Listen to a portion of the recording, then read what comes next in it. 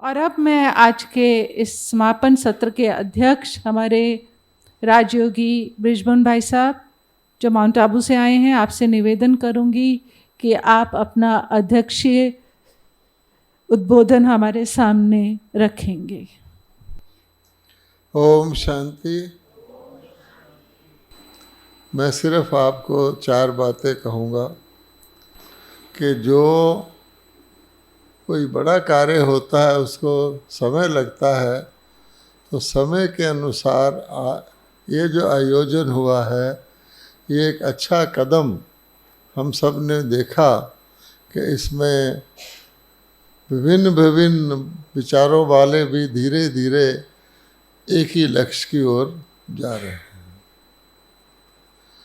दूसरी बात, आज का जो विषय है इसमें बहन बीना जी ने आपको प्रत्यक्ष प्रमाण बता दिया कि कभी नहीं हुआ था, लेकिन परमात्मा की शक्ति से लाखों परिवारों में ब्रह्मचर्य का पालन एक स्वाभाविक तरीके से हो रहा है।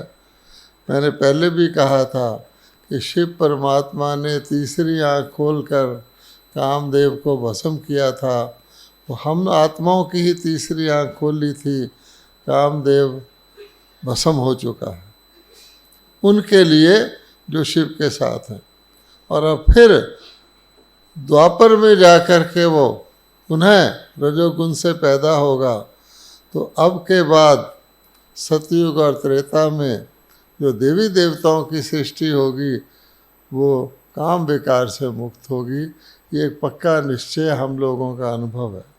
एक चिन्ह तो ये हो गया भगवान के अवतरण का।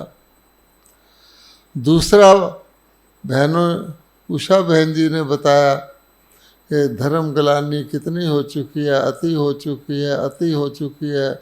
जब हर चीज़ अति हो जाए, यहाँ तक कि ज्ञान भी जब अति हो जाए ज्ञान की, तो फिर वो ज्ञान नहीं रहता। ये भी एक चिन्ह है। तीसरा है, और किसी को कुछ दिखे ना दिखे, परमाणु शस्त्र तो सबको दिखाई दे रहे हैं, परमाणु शस्त्रों का जो युद्ध शुरू हो गया है वो भी दिखाई दे रहा है। हर एक का मन चिंतित है कि पता नहीं अभी तो वहाँ एक सेकंड में कितने लोग भस्मीभूत हो जाते हैं, आवाज़ भी नहीं आती, वो हमारे वहाँ कब चल जाएगा। तो सारी दुनिया में जब ये पक्का है, और ये वही महाभारत प्रसिद्ध महाभारी मूसल हैं जो यादवों ने अपने पेट से निकाले थे, जिनको हम आज मिसाइल कहते हैं, तो वो एक पक्का चिन्ह है कि परमात्मा ने जो विनाशाय दुष्कृताम किया था वो तो दिखाई दे रहा है। जब भगवान दुष्टों की सफाई कर रहे हैं तो दूसरी ओर श्रेष्ठ आत्माओं की सृजन कर रहे हैं। तो ये तो पक्का सबके मन में हो जाना चाहिए तीनों प्रकार से कि ये वो समय है, इसके सबूत की ज़रूरत नहीं। हम हर घड़ी हमको वो सबूत मिलता है।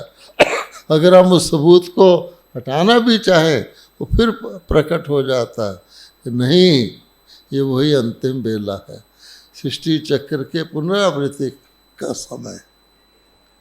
अब रह गई दूसरी बात। दूसरी बात है कि श्री राम जी के राज्य की बात हो रही है।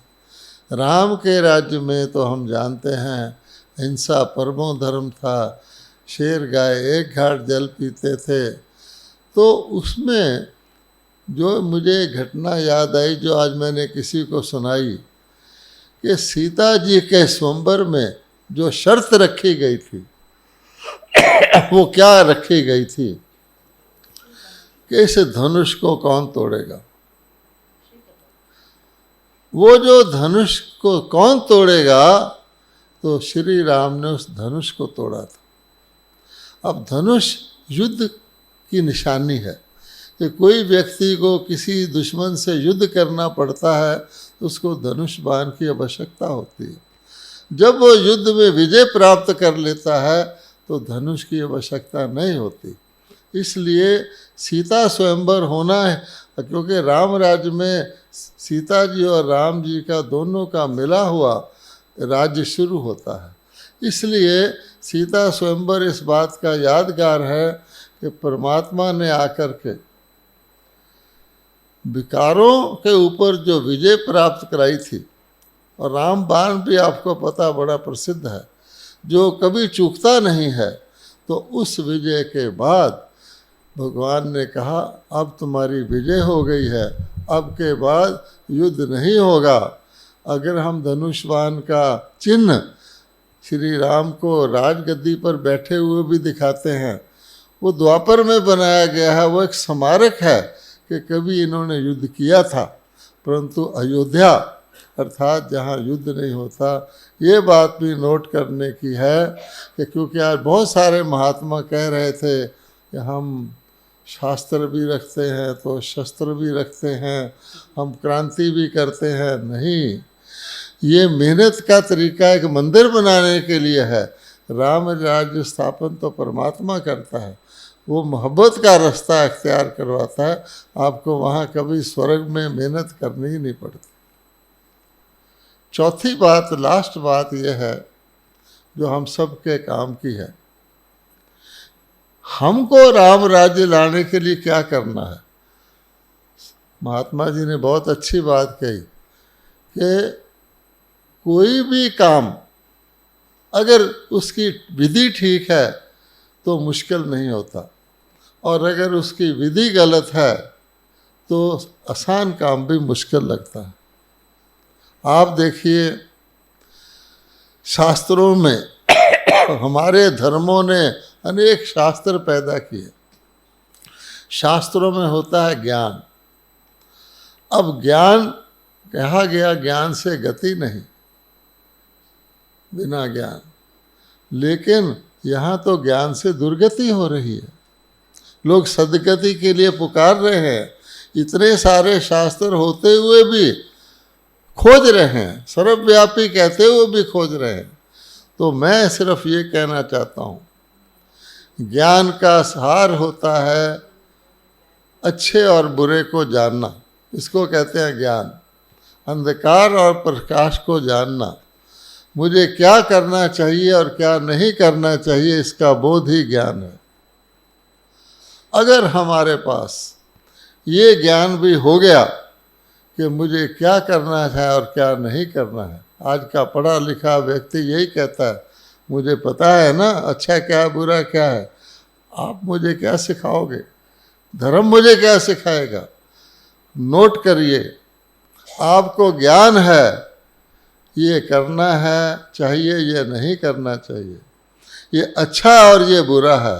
फिर भी उस ज्ञान के होते हुए भी अगर आप अच्छा कर ना सकें और बुरा छोड़ ना सकें तो वो ज्ञान किस काम का।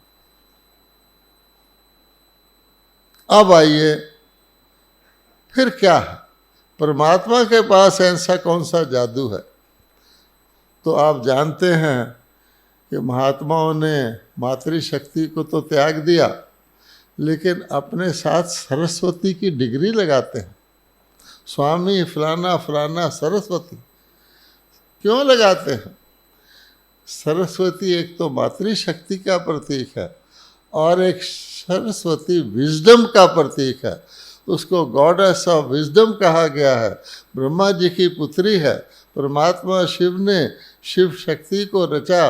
ब्रह्मा जी के मुख अरविंद से पहली अगर एक यादगार जो सबकी माता है वो है सरस्वती, और उनके पास ज्ञान नहीं था शास्त्रों का।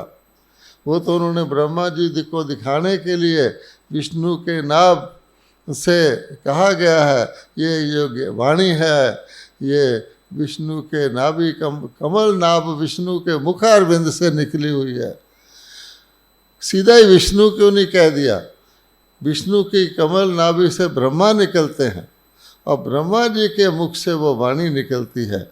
लेकिन शास्त्र दिखाया है, भगवान कहते हैं ईश्वरीय ज्ञान शास्त्रों में नहीं है। अगर होता तो भगवान क्यों कहते हैं कि मैं आके पुनः ज्ञान देता हूँ। अब रह गई बात वो ज्ञान का सार क्या है जिससे राम राज्य स्थापित होना है, हम उस राम राज्य की स्थापना में कौन सी उंगली लगा सकते हैं। तो भगवान कहते हैं सीधी बात है, जैसे पूरी बहन सुबह बता रही थी, एक चींटी नमक के पहाड़ पर बैठी थी, एक चींटी चीनी के पहाड़ पर बैठी थी। अवगुण विकार वो कलयुग में है, सारे शास्त्रों के बावजूद भी। कई लोग भी कहते हैं रावण सारे वेद शास्त्र पढ़ रहा था फिर भी रावण था।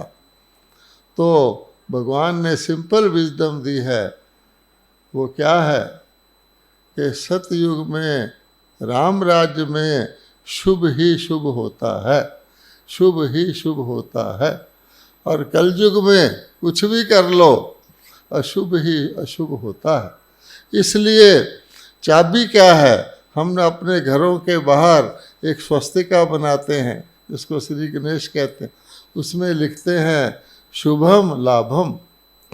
तो भगवान ने, गीता के भगवान ने जो ब्रह्मा कुमार कुमारियों को बात बताई है वो ये है, क्या? शुभ चिंतन, शुभ चिंतक, शुभ भावना, शुभ कामना। केवल हमने अपने अंदर शुभ ही शुभ लाना है, बाहर भी शुभ ही शुभ ले जाना है। हर एक अगर इतना ही काम कर ले, हमें और कोई दान किसी को नहीं देना है, शुभ भावना और शुभ कामना हम अपने अंदर धारण कर ले, स्व परिवर्तन कर ले, हमारी मनसा में, हमारी वाचा में, कर्मना में, संबंध में, संपर्क में शुभ आ जाए तो राम राज आ जाएगा। पूरा तो आएगा, कोई व्यक्ति व्यक्तिगत भी कर लेगा, उसके लिए यही राम राज है। ओम शांति। बहुत बहुत धन्यवाद भाई साहब, आपने सार में बहुत सी बातें हमें स्पष्ट करी।